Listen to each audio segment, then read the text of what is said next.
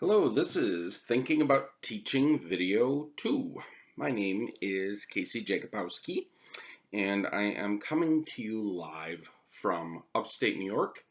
And what I wanted to do was to reach out to my Thinking About Teaching fans, especially in this unprecedented moment of change. For many of us who are in the education world, we never thought we were going to wake up one morning and be told, you have 48 hours to completely change how you teach.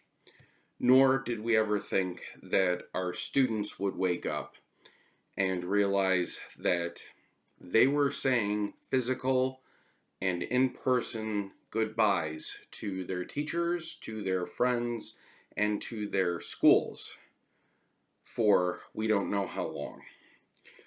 Not in my lifetime of almost 40 years has something of this magnitude ever happened.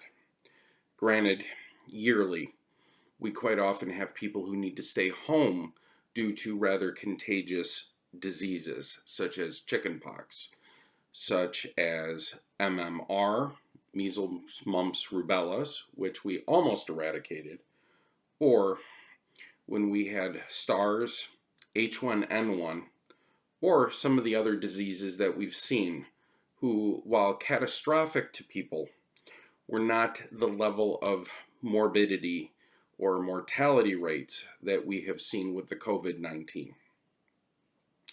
As an educator with 20 years experience, I honestly feel like I'm back to day one as a practicing novice teacher. You see, when I first started my journey as an educator, it was just after the Columbine massacre had happened. And I was on my way to talk to student teachers at my alma mater, SUNY Fredonia, about education. I did not realize, as I was driving along and listening to the updates on the radio, that in a 20-year career, we would see education change so dramatically. I want to encourage all of you who are right now very stressed or are emotional to lean into this. Never before has this happened in our time. Never before have we reacted to it. As a trained historian, I know that in times past we have had such challenges. In our lifetimes, for those of us who are experienced, we've had to go through gas rationing, my generation, September 11th, earlier generations, the pravities of World War II, and even earlier than that, the Great Depression and World War I, and the Spanish influenza. When we talk about things like flattening the curve, or we talk about stay home, keep people safe, what we are really doing is we're talking about our social contract. And so as members of the educator community, what we need to realize is that the social contract says if each of us gives up a little bit of freedom and a little bit of personal, then what we can have is a collective good. When I first wrote my book, Thinking About Teaching, I was reflecting on 20 years of education and 20 years of change. We thought that No Child Left Behind was going to dramatically alter education. Little did we know that education was going to be dramatically altered by a microscopic bug. And I actually write about it. I have a chapter in my book, Thinking About Teaching, called Germs and Yuckies.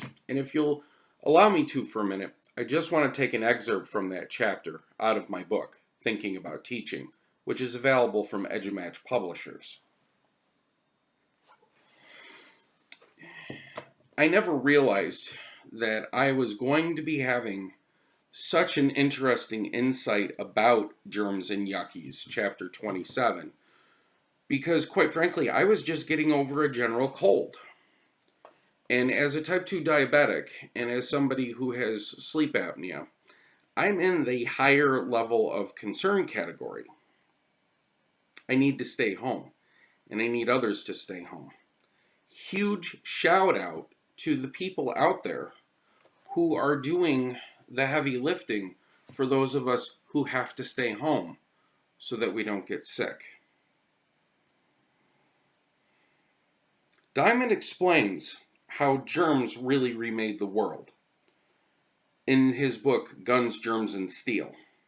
Native people did not have immunity to common cold virus or smallpox or other communicable diseases. To Europeans, these germs were common childhood illnesses. Germs are fantastic for high school students to examine. Page 145, 146. In health and science class, teachers are looking at the multitude of diseases. How do you prevent the flu? Wash your hands. How do you be safe with a partner? Use protection. How do you, in science class, when you get the opportunity to, learn about bacteria and viruses? As students in this age range are in school, they acquire acne, have wisdom teeth out, and are potentially exposed to meningitis from shared beverages or kissing.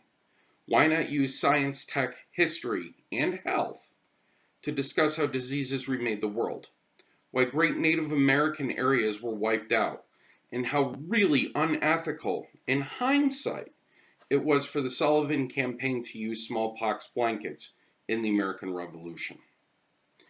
What I would like to encourage you all to do is, as you go through this time period, reflect on how you, as educators, have an opportunity to go beyond teaching your content and to teach what is more important, critical thinking.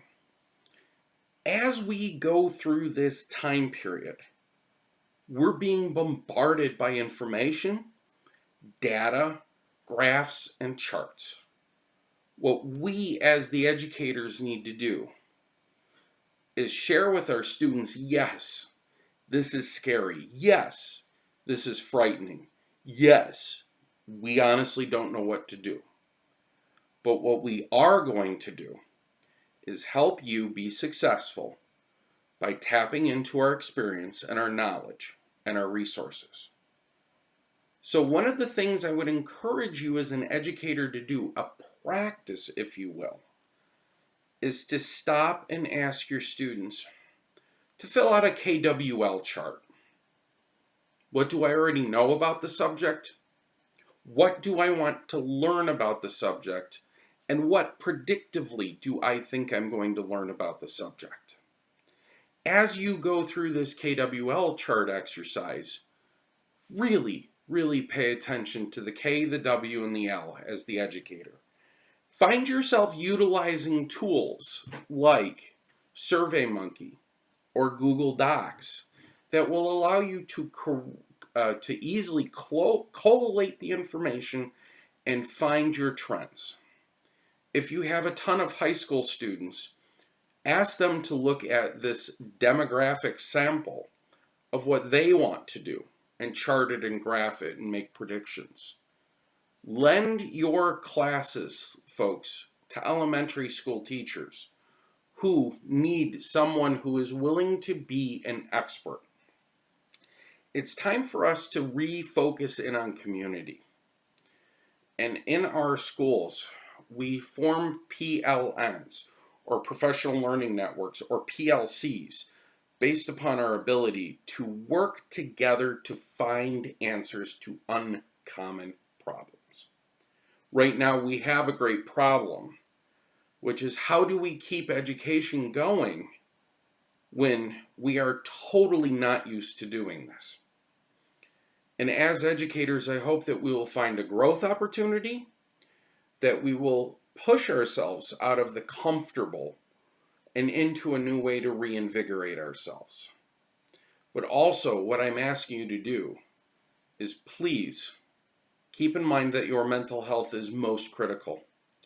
Because for many of you, you have your own families to worry about too. Everybody, please be safe. Please be enthusiastic.